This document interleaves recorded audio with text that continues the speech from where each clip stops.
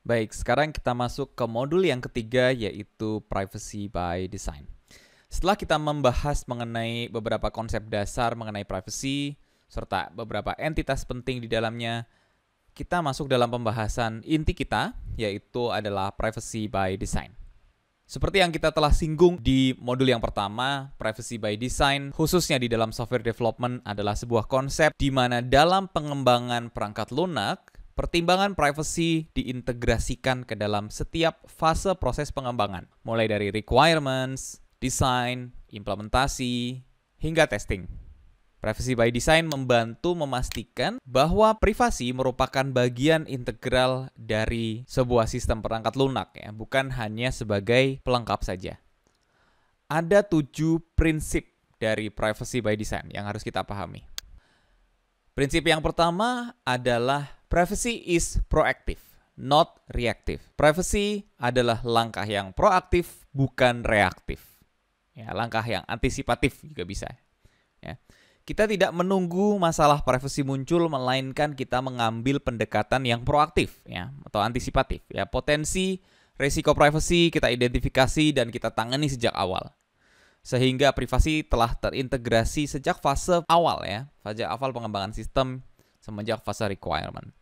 Prinsip yang kedua adalah privacy as the default setting, privacy sebagai standar default. Ya, privacy harus menjadi pilihan awal bagi pengguna kita, ya, atau data subjek kita. Data subjek tidak perlu memilih untuk tidak berpartisipasi dalam pengumpulan data atau fitur yang mengganggu privacy. Ya, misalkan ada concern, defaultnya adalah tidak diikutkan.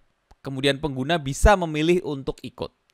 Pengguna memiliki pilihan, ya, ketika dia ingin berbagi data tambahan atau memberikan izin tambahan kepada organisasi untuk mengakses datanya.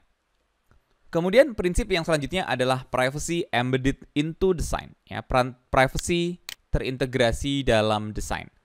Ya, privacy bukan suatu tambahan, ya, bukan sebuah fitur tambahan, melainkan bagian integral dari desain sistem kita.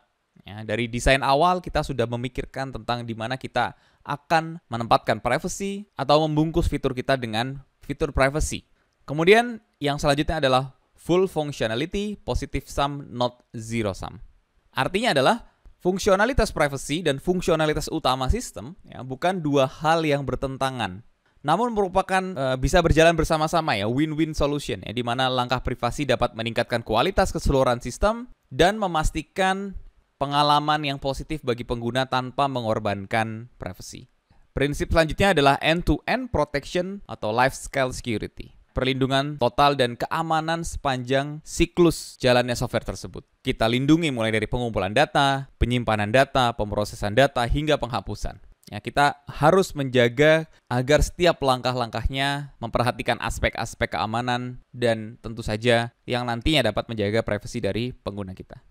Kemudian yang selanjutnya adalah transparansi dan keterbukaan. Ya, kita sebagai organisasi harus bisa berkomitmen, ya, untuk memberikan transparansi secara total dalam cara kita mengumpulkan, menggunakan data, membagikan data, dan seterusnya. Kita juga berkewajiban, ya, untuk memberikan kebijakan privacy yang mudah dipahami, mekanisme persetujuan yang sederhana, dan kita harus berusaha semaksimal mungkin untuk memberitahu kebijakan privacy ini secara informatif. Dan tentu saja kita harus respect for user privacy, menghargai privasi pengguna dengan selalu berpusat pada pengguna, ya, keep it user-centric. Kita selalu harus memprioritaskan hak-hak privasi data subjek, memberikan kebebasan untuk data subjek membuat pilihan yang tepat untuk mereka, dan memberikan kontrol atas data pribadi mereka. Privacy by Design memastikan bahwasannya kita mengembangkan sistem yang menghargai dan memprioritaskan privasi pengguna, ya, sekaligus memberikan pengalaman yang baik untuk pengguna atau subjek data. Lalu kemudian bagaimana kita mengintegrasikan Privacy by Design ke fase-fase di pengembangan perangkat lunak? Seperti yang saya sampaikan sebelumnya, kita akan mulai dari tahap yang paling awal, yaitu dalam tahap privacy requirement, ya. Sebelum kita mendapatkan requirement yang baik, tentu saja kita harus melakukan atau memahami bagaimana sistem kita bekerja. Ya, maka dari itu kita membuat pemodelan sistem dan karakteristik sistem dari fungsionalitas utama yang sudah ada. Ya, setelah sistem kita definisikan, kita sudah tahu karakteristiknya, kita bisa mengidentifikasi kebutuhan privasinya. Kita bisa eliciting the privacy requirement.